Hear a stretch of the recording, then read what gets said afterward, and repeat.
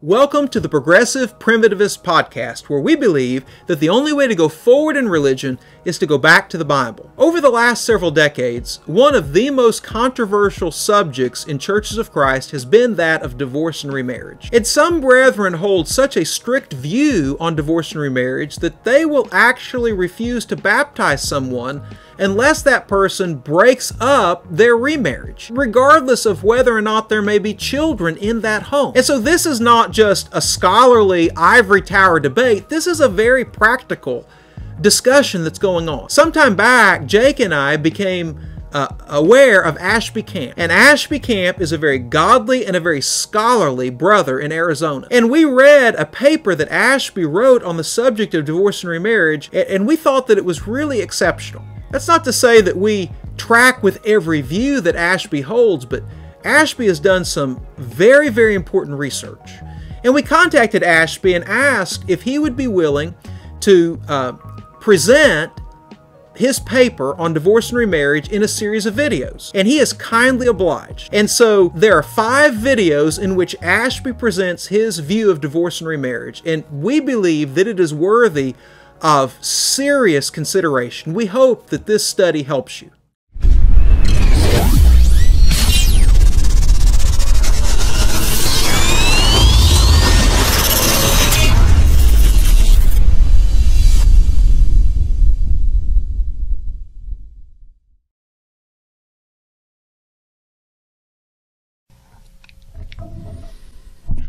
Last year, I published on my website, theoutlet.us, a paper titled Another Look at Divorce and Remarriage. You can access that paper by going to the website, clicking the Bible Studies tab, and then scrolling down to the appropriate link. Should you share that paper with anyone, and you're welcome to do so, please send the link rather than the PDF file, as the version at the link will always be the most current. Some months ago, the brothers who run the Progressive Primitivist YouTube channel, they indicated they'd be interested in publishing video lessons based on that paper. That doesn't mean they agree with everything in the paper. It means only that they think the understanding I present there is worth sharing with their audience. As I plan to be teaching other classes at church over the next year or so, I decided to try recording this series of lessons in my home, or more specifically, in my overflowing library. I hope the background of books piled up and crammed everywhere isn't too distracting, but it's the best room in the house for recording. If you're seeing this video, that means that I thought it turned out okay. Discerning God's will for the Christian regarding divorce and remarriage is a difficult task that is fraught with controversy and laden with pastoral implications, but it is a task that spiritual leaders cannot avoid. Like many of you, I've studied this subject for decades. And in this class, I intend to share with you where that study has led me, to present to you the understanding that makes the most sense to me. I think it's coherent and consistent with the relevant texts, but I realize that many of my judgments are debatable. I'm not crusading for my understanding. I'm not on a mission to make everyone agree with me, but rather I'm offering my understanding for consideration. I hope it will in some way benefit even those who disagree with me. Now, my plan, there are so many angles and facets to this, it's difficult to know how to best present the material. My plan, for better or worse, is to discuss what I consider key text, first from the Old Testament and then from the New Testament, although that compartmentalization won't be complete, because when I'm talking about some in the Old, I'll refer to some new and that kind of thing. But I want to focus on the Old Testament text and then the New Testament text, and then I will summarize how, in my understanding, things fit together. After I do that, I will then turn to how my understanding applies to some common questions that are asked. I know this is a subject about which people have some very strong beliefs. Just hear me out and then judge whether you think there's merit to what I'm saying. That's all I can ask from you. The first text I want to look at is Deuteronomy chapter 24, verses 1 to 4. And that text reads in the English Standard Version, "When a man takes a wife and marries her, if then she finds no favor in his eyes because he has found some indecency in her, and he writes her a certificate of divorce and puts it in her hand and sends her out of his house, and she departs out of his house, and if she goes and becomes another man's wife, and the latter man hates her and writes her a certificate of divorce and puts it in her hand and sends her out of his house, or if the latter man dies, who took her to be his wife, then her former husband, who sent her away, may not take her again to be his wife after she has been defiled, for that is an abomination before the Lord. And you shall not bring sin upon the land that the Lord your God is giving you for an inheritance." The divorce permitted implicitly in Deuteronomy 24, verse 1, was because the husband found Irvat Debar in his wife. Now that first noun, Irva, that occurs 54 times in the Old Testament. And apart from Leviticus, where in conjunction with the word uncover, it stands for sexual intercourse, apart from there, Irva is used of nakedness/genitals, or the closely related shame or related figurative meanings. The word is defined in Kohler and Baumgartner's Hebrew and Aramaic lexicon of the Old Testament as nakedness, genital area of a man or of a woman. And it's defined in the New Brown Driver Briggs Gesenius Hebrew English lexicon as nakedness, pudenda, meaning the sexual organs. The phrase Irvat Debar, that appears in the Old Testament only in Deuteronomy chapter 24, verse 1, and Deuteronomy 23, verse 14. It literally means, the phrase literally means the nakedness of a thing, which, as Old Testament scholar Richard Davidson notes, refers generally to something that is uncovered, that should have been covered, something that is indecent, repulsive, disgusting, or shameful when left exposed. It's commonly translated, the phrase, commonly translated as something indecent or something unseemly or something improper. In Deuteronomy 23:14, the phrase refers to uncovered human excrement in the Israelite camp. But because Irva means nakedness and genitals, which clearly have sexual connotations, it's recognized by many that with reference to a woman, the phrase Irvat Debar implies a sexual offense, a shameful exposure of the woman's private parts. For example, the noted Old Testament scholar Eugene Merrill says, "The noun Irva bears the meaning of both nakedness and pudenda, that is, the sexual organs, meanings no doubt to be combined here to suggest the improper uncovering of the private parts." The sexual understanding of the offense in Deuteronomy 24:1 is reflected in the Septuagint, which, as you know, that's the ancient Greek translation of the Hebrew Bible and some apocryphal books. Well, that sexual understanding of the offense is indicated because in the Septuagint, that phrase, Irvat Debar, in Deuteronomy chapter 24, verse 1, it is rendered askemon pragma, meaning an indecent or shameful deed. And the only other use of that phrase, that Greek phrase, askemon pragma, in the Septuagint, is in the apocryphal book Susanna, chapter 1, verse 63, particularly in the Theodosian revision of that work.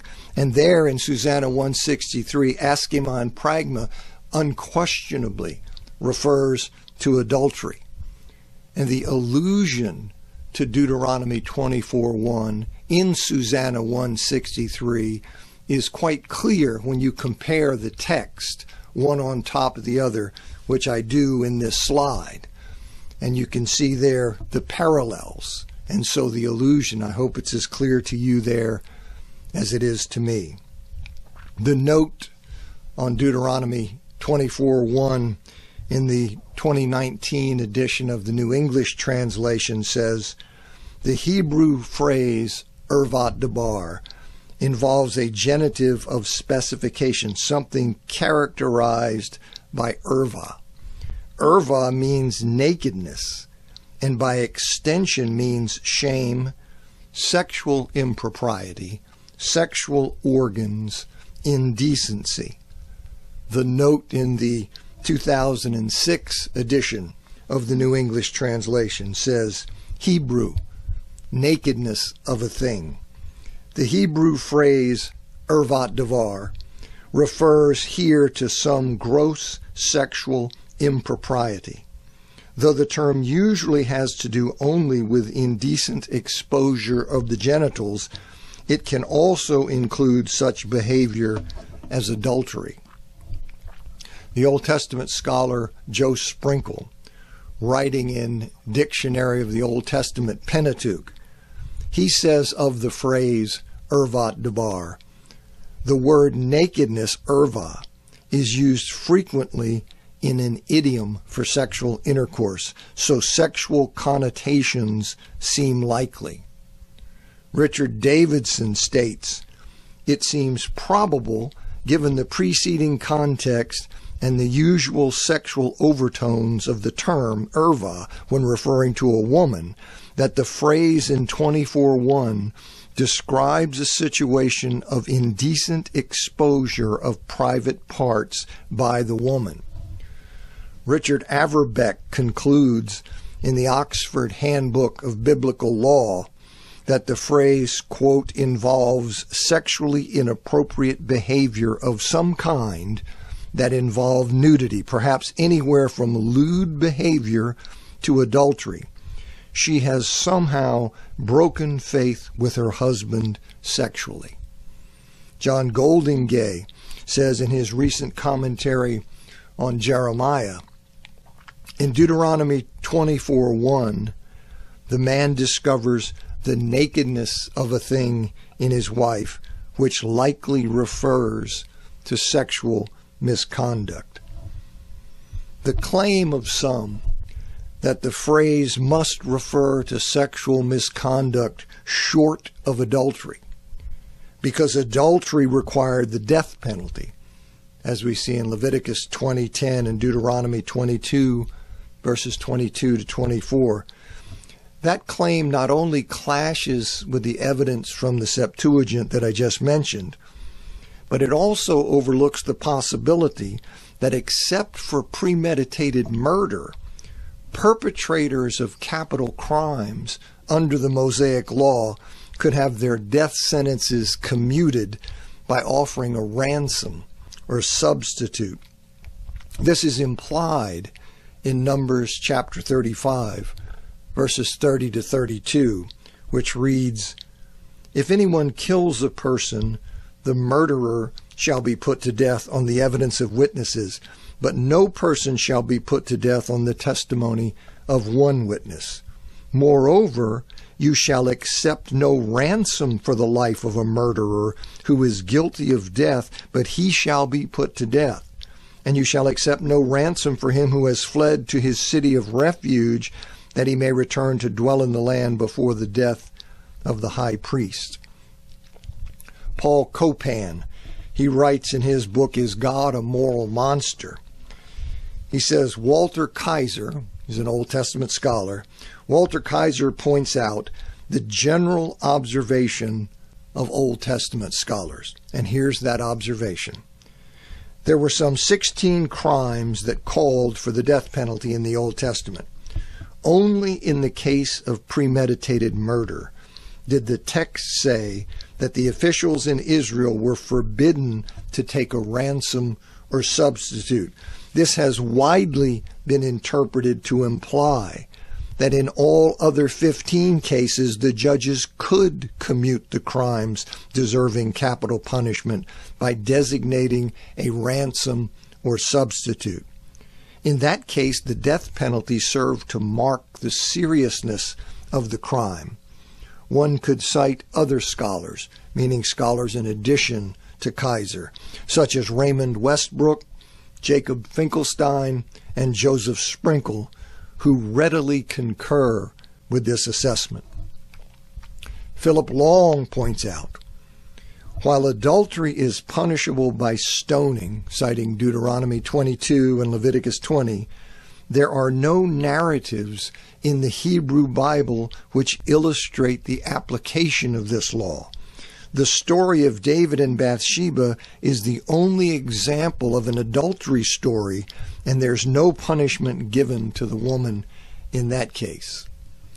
Even Richard Davidson, who thinks adultery is beyond the scope of the conduct described in Deuteronomy 24, verse 1, he acknowledges, in light of the conclusion reached in chapter 8 above, however, that the Pentateuchal law may have implicitly given a husband the right to commute the death sentence of his adulterous wife, the possibility is not eliminated that in practice the nakedness of a thing may have included adultery. The prophet Jeremiah apparently understood Irvat Debar in Deuteronomy 24:1 to encompass adultery, as Sprinkle explains. Jeremiah chapter 3 verses 1 to 8 cites the law of Deuteronomy 24 verses 1 to 4 and applies it by analogy to the relationship between God and Israel. Rather than executing Israel for her adulteries, God sent her away into Assyrian exile with a certificate of divorce. Jeremiah chapter 3 verse 8. Hence, Jeremiah understood nakedness of a thing in Deuteronomy 24:1 to be applicable to cases of adultery. Moreover, it seems Jesus interpreted Deuteronomy 24:1 as being applicable to cases of adultery when he was drawn into a famous rabbinic debate of his day. Two schools of Pharisee rabbis, Hillel and Shammai, they disagreed over the meaning of Irvat Debar, the grounds of the divorce, in Deuteronomy chapter 24, verse 1. David Instone Brewer, who's a research fellow at Tyndale House in Cambridge, he explains their dispute this way. The Hillelites concluded that the strangeness of the phrase Irvat Debar suggested that there was an extra meaning hidden in it. This was a common technique in early rabbinic exegesis. They therefore concluded that the two words referred to two different grounds for divorce: indecency and a matter. This meant one could base a divorce on an act of indecency or on a matter, which meant any matter, because any matter encompassed all other grounds for divorce. This single ground could be used by anyone seeking a divorce. The Shammites took the two words to mean a matter of indecency, by which they understood the phrase to mean adultery.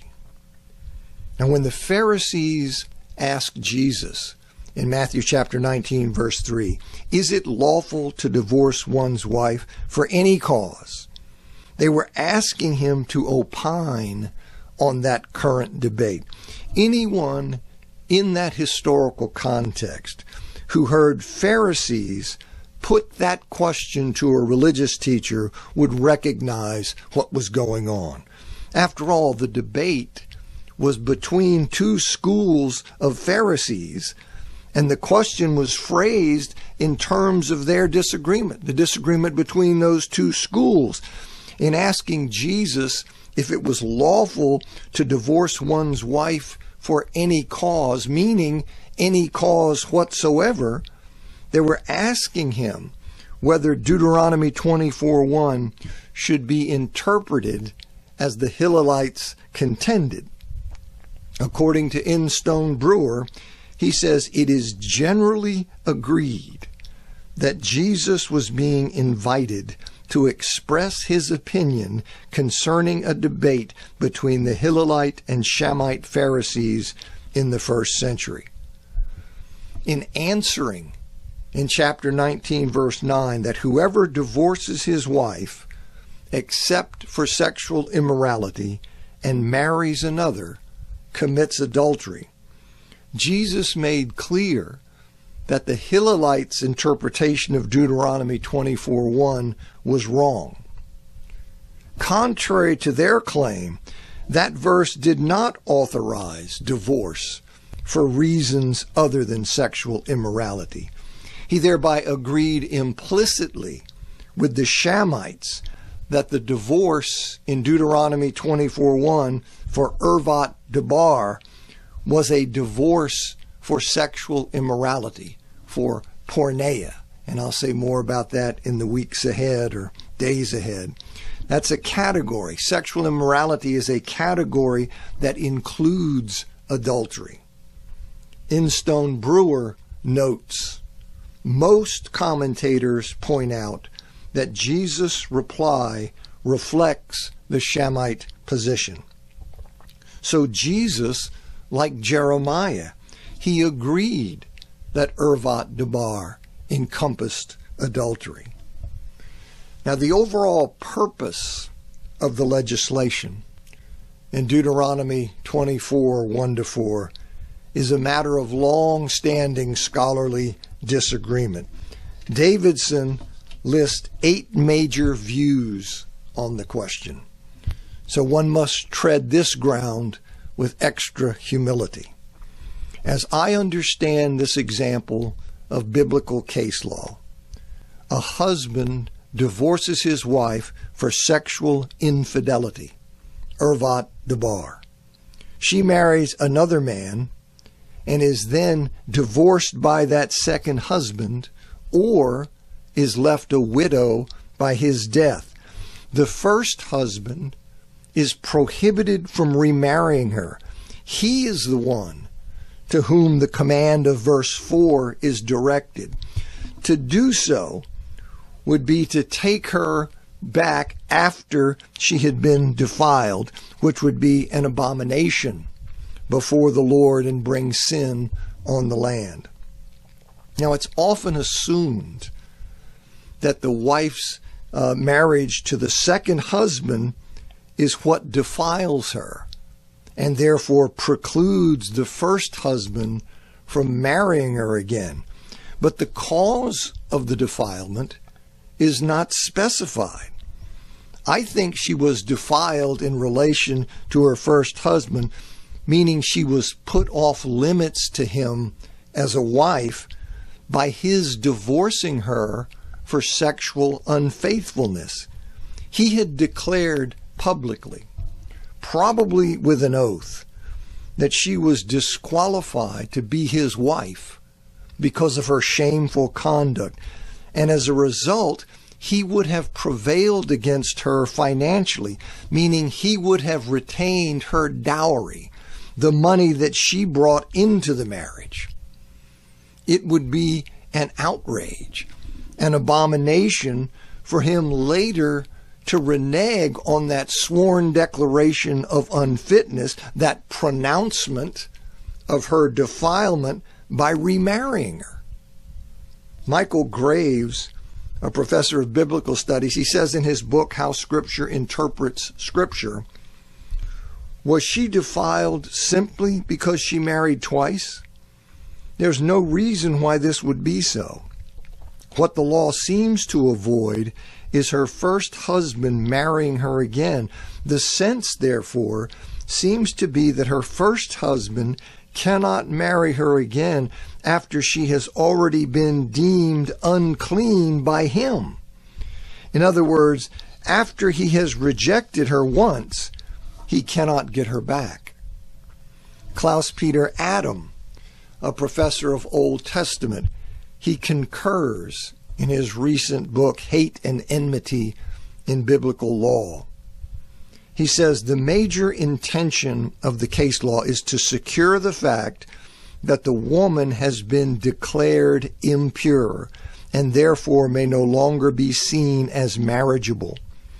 The former husband may not rescind his decision about the wife that he had taken. He is not allowed to remarry the wife he has dismissed. This law gives one decisive reason for this. She has been declared unclean. The first husband's public accusation of his former wife of a shameful thing, that is, of a sexual or intimate activity, affects her honor and her marriageability, and the husband may not reverse his former judgment. The law thus seeks to limit the husband's ability to remarry a woman he has not considered marriageable. The relevance of her marriage to the second husband is not that it defiles her in terms of the first husband. That had already occurred, but that it has the potential to tempt the first husband to remarry her out of greed, and thus to join himself to one who by his own oath is defiled, who is disqualified for marriage to him. And that marriage to the second husband could provide that temptation toward greed if it ended in the husband's death or in that husband divorcing the wife without wrong on her part. Here's how Instone Brewer explains it. The first marriage ended when the man cited a valid ground for divorce, namely a matter of indecency, ervat debar. The fact that he had a valid ground for the divorce meant that she lost her right to her dowry. The second marriage ended without any valid grounds for divorce, either because the man hated/disliked her, which was a technical term for a groundless divorce, or because he died. In either case, the woman would have kept her dowry. If she had not brought a dowry into the second marriage, she would nevertheless have been awarded an equivalent amount.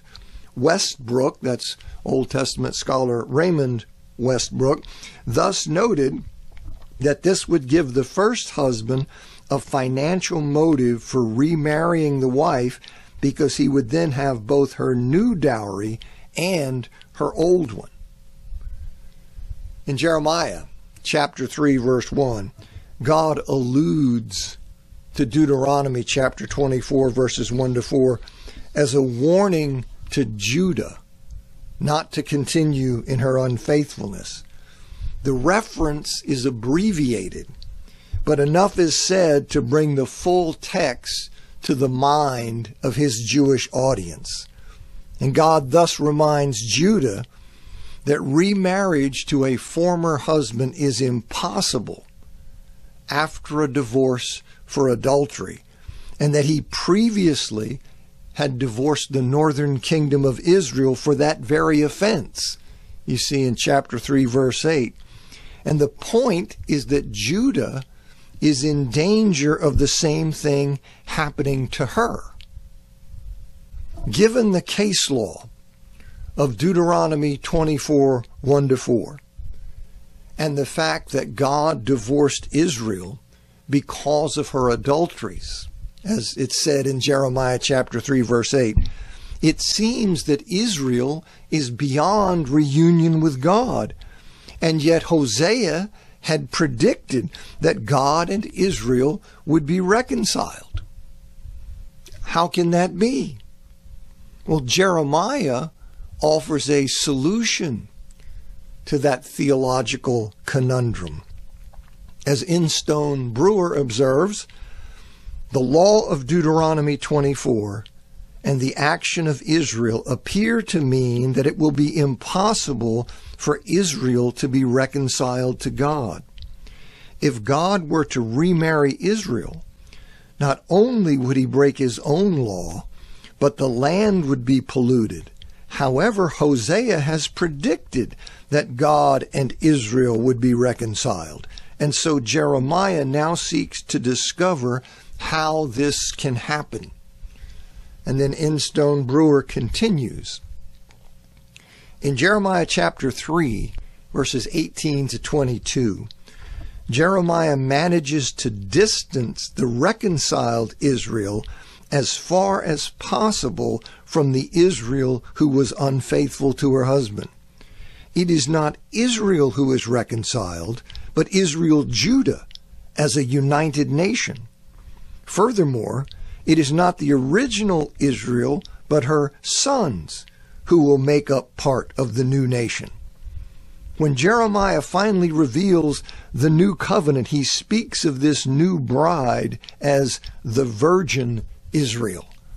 In chapter 31, verses 3 to 5, Jeremiah has presumably found hints for all this in Hosea. Hosea not only spoke of the new nation of united Israel and Judah, but he also introduced the idea of sons of Israel. Hosea said that the curse, "not my people," would be reversed to sons of the living God, and that these sons of Israel would be gathered together with Judah. Hosea chapter 1, verses 10 and 11. In this way, the law of Deuteronomy 24 is not broken, because God does not remarry exactly the same former wife, and yet the prophecy of Hosea is also fulfilled, because the future Israel will be reconciled when she becomes a new wife in unification with Judah. Now, I wasn't sure where to talk about Ezra 9 and 10, but since it's Old Testament text, I want to say just a bit about Ezra 9, verses 1 to 12, mainly in chapter 10, verse 3. There we see that some of the Israelites who returned to Judah from Babylonian exile, they had violated the commandment in Deuteronomy chapter 7, verses 1 to 4, not to intermarry with foreigners from communities in the Promised Land.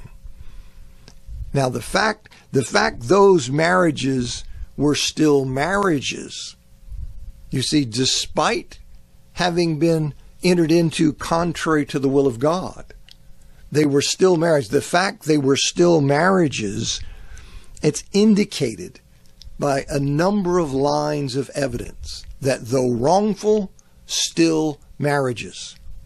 First, the commandment in Deuteronomy chapter 7, verses 1 to 4, that they not intermarry with foreigners residing in the land. That commandment would not have been violated if they had not in fact married the foreigners. So clearly we see they're accused of violating that commandment, and that commandment was a commandment not to marry.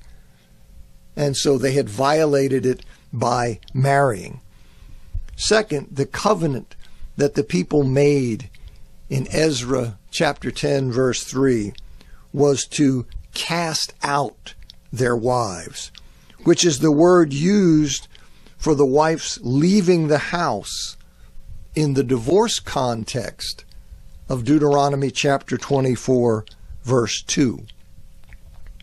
Third, the word used to describe their having taken for themselves the daughters of foreigners in the land You see that in Ezra 9:2, 9:12, 10:44, Nehemiah 13:25. That word used for them having taken for themselves the daughters of foreigners, that word is used elsewhere of undisputed marriages. Fourth, the words used in the pledge by the Israelites in Nehemiah chapter 10, verse 30, not to do what they had been doing. That is, not to give their daughters in marriage to the neighboring peoples, or to take the neighboring people's daughters in marriage for their sons. Well, both of those words, the taking and the giving of daughters, are used with regard to undisputed marriages, used elsewhere. And so we have that. And fifth, Ezra chapter 10, verse 3, it specifies that the divorcing of these foreign wives, this was to be done in accordance with Jewish law, meaning by providing them a certificate of divorce. So all of these things convince me, not everybody's convinced, but all of these things convince me that the marriages, though contrary to God's will, the marriages of Ezra 9 and 10 were in fact genuine marriages, actual marriages. Now, it would be a mistake to conclude that because divorce was required in the case of the sinful marriages to the foreign wives in the salvation historical context of Israel's return from exile, it would be a mistake to jump from that fact to the conclusion that God requires divorce in the case of, in all cases of sinful marriages. Okay? That he demanded it, that the divorces were mandated in that case. It would be a mistake to then conclude, well, then divorces are mandated in the case of all sinful marriages. Divorce was required in that case because of the unique spiritual threat that those pagan wives posed to God's continuing plan involving the nation of Israel. That concern was more important to God than honoring the sinfully given marital commitments. But divorce is not mandated for all sinful marriages, for all marriages one entered into contrary to the will of God. In his book, Flame of Yahweh, Richard Davidson makes, in my judgment, a good case that God prohibited polygamy in the Old Testament. And though it occurred among God's people, those occurrences were in fact contrary to God's will. But whether you accept that or not, at the very least, God specifically forbid Israelite kings from taking many wives. You see that in Deuteronomy chapter 17, verse 17. King Solomon certainly violated that prohibition in taking 700 wives, as you see in 1 Kings chapter 11, verse 3. And yet there's no indication that he was required to dissolve any of those marriages. David had 8 wives who are named in the Bible, and he had other wives who are not named, and he was not required to divorce any of them.